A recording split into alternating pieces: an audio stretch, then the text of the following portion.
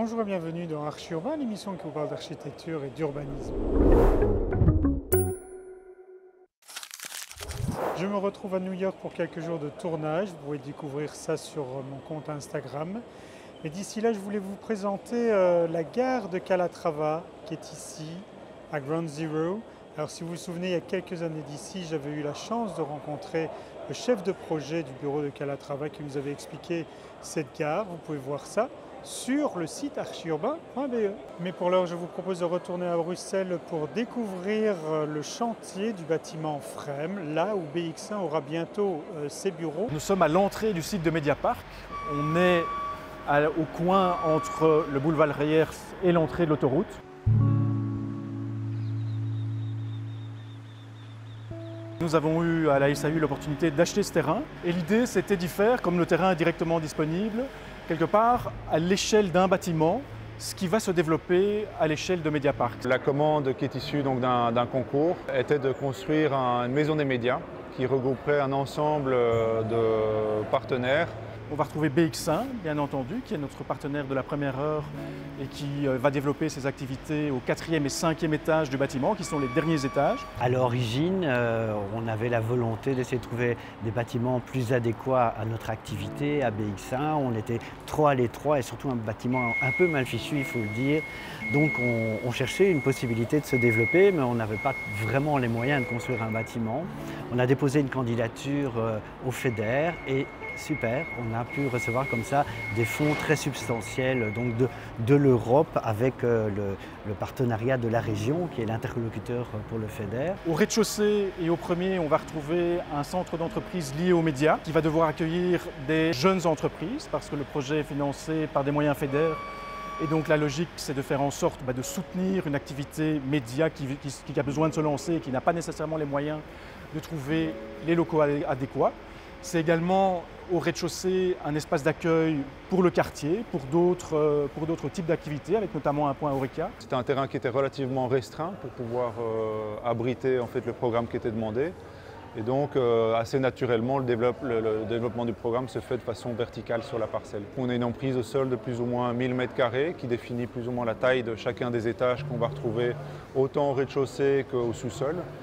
Et puis sur les étages types, donc qui sont en superstructure du rez-de-chaussée dans lequel on se trouve ici actuellement. Nous sommes dans un bâtiment qui s'appelle le Frame. Frame pour cadre et ça fait partie de l'esthétique du bâtiment d'avoir cette architecture qui est posée sur un cadre externe, ce qu'on appelle un exosquelette. Donc c'est un projet architectural extrêmement original qui permet de ne pas avoir de murs porteurs à l'intérieur et donc chaque étage c'est un grand voile de béton de 1000 m². Ça donne évidemment beaucoup de liberté pour organiser l'espace. La gageure principale du projet c'était de pouvoir répondre à qu'est-ce que c'est qu'un bâtiment qui pourrait abriter les médias de demain. Ne sachant pas ce que seraient les médias de demain, ce qu'on a opté comme formule au niveau architectural, c'est de donner la plus grande liberté possible sur ce que ça pourrait être le programme de demain. Het gebouw is op het eerste zicht heel eenvoudig, maar in feite zit in die eenvoud een enorme complexiteit. Le Corbusier vroeger die had als idee, we gaan gebouwen plan libre maken, maar wel op pilotis. In dit geval zijn er zelfs in de plan libre geen pilotis. Het is te zeggen, de structuur waarmee het gebouw recht blijft staan, die staat eigenlijk buiten de gevels. En dat maakt dat het gebouw opgetrokken wordt binnenin naar boven toe, zeker aan de kant van het frame. De zuidkant van het gebouw is een frame, vandaar ook de naam van het frame. Maar dus de hele structuur wordt opgetrokken naar buiten en dan moet die kracht naar boven leveren, dan moet die kracht naar buiten om dan terug in het frame naar beneden te gaan. Die complexiteit, dat gegeven, dat maakt dat je moet schoren, je moet het hele gebouw onderstutten tot je boven bent. En dan pas als het helemaal af is, kan je de stutten weghalen en blijft het gebouw staan. Dus het wordt pas autostabiel op het moment dat het volledig gebouwd is. Daardoor, ten eerste is dat al heel moeilijk, maar daardoor ontstaan de vervormingen van de structuur 1,5 jaar nadat je aan het bouwen bent. En die vervormingen zijn niet per se compatibel met de gevels die glas en aluminium zijn en alle strakke binnenafwerkingen. Die mix van vervormingen, structuur, pas heel laat vervormingen en de strakke architectuur maken het hoewel het er heel eenvoudig uitziet, bijzonder complex. On occupe les 2 derniers étages.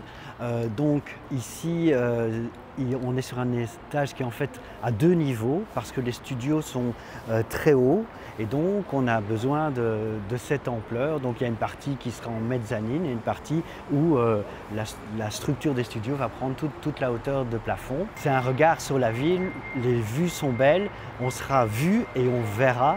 Je pense que symboliquement c'est très intéressant. Aussi on a de l'air. Là pour l'instant nos studios, je dois bien dire, ils sont dans les caves. Donc le contraste est assez fantastique. En bonus de cette émission et à retrouver en exclusivité sur le site www.archiurbain.be, je vous propose un portrait engagé dans le cadre du Labo Nord de Christian Baillet, le fondateur et CEO de l'entreprise Wanit. Nous sommes ici dans la permanence pour le public de HomeGrade. Et HomeGrade, c'est donc un centre d'accompagnement et de conseil pour les particuliers qui souhaitent rénover leur habitat.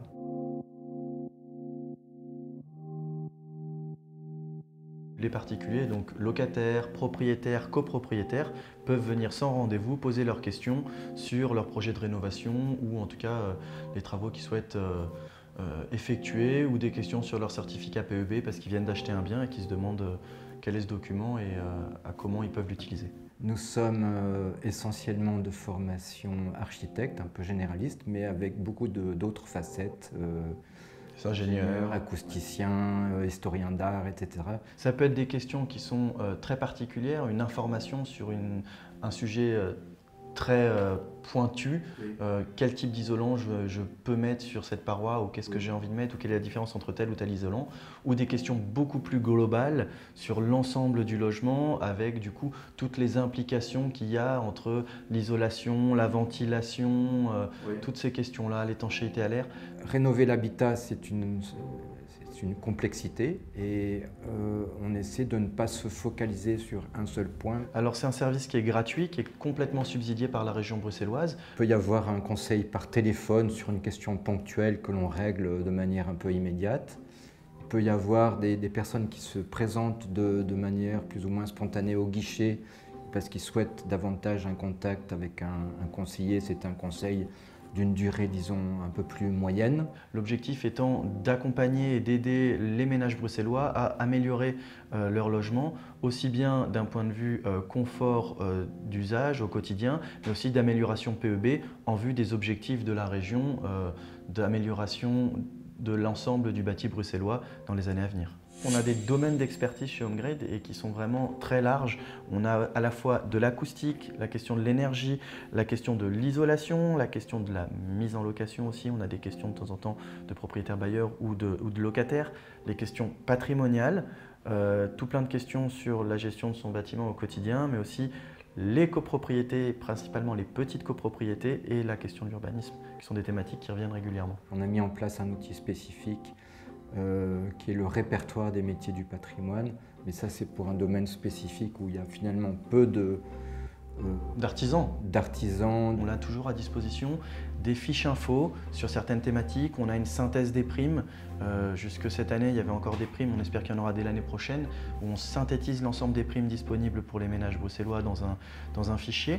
Et on a des brochures sur les différentes thématiques du logement, que ce soit des questions un peu patrimoniales, des fenêtres anciens, des problématiques par exemple d'acoustique ou des choses un petit peu plus courantes. Je dois refaire ma toiture, je dois l'isoler, quels sont les différents composants de ma toiture, quels sont les types d'isolants que je peux mettre. Les primes forment une sorte de moteur qui invite les gens à venir nous voir et pour nous c'est aussi une manière de rencontrer le plus de monde possible. Donc, en 2023, on a quand même dispensé de l'ordre de 24 000 conseils dans l'année.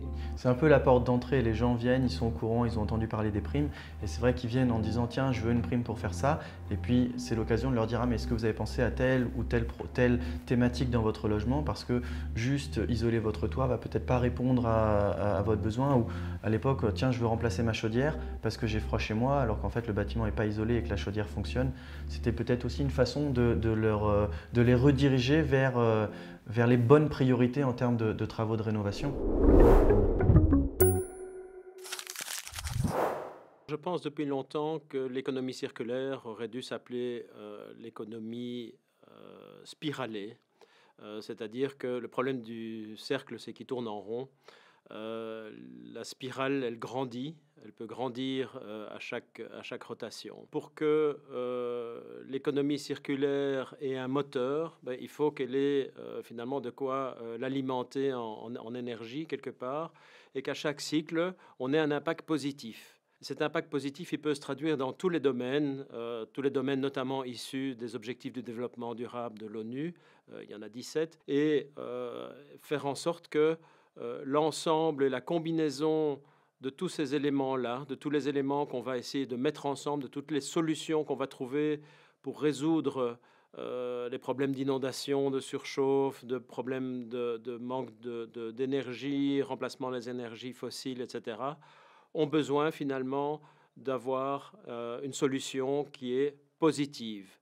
Si on ne fait que éviter de dépenser trop d'énergie et qu'on n'en produit pas en même temps, on va finalement de toute façon pas résoudre le problème.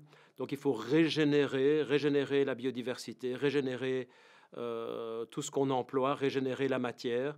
Et ça peut se faire seulement en combinant plusieurs solutions ensemble pour combiner finalement la rentabilité de chacune, que ce soit une rentabilité sociale, économique ou environnementale. On se retrouve très rapidement sur BX1 pour un nouvel épisode d'Archi-Urbain. D'ici là, vous pouvez suivre l'actualité de l'architecture sur le site www.archiurbain.be. Je vous souhaite une très bonne semaine. Merci pour votre fidélité et à bientôt. Au revoir.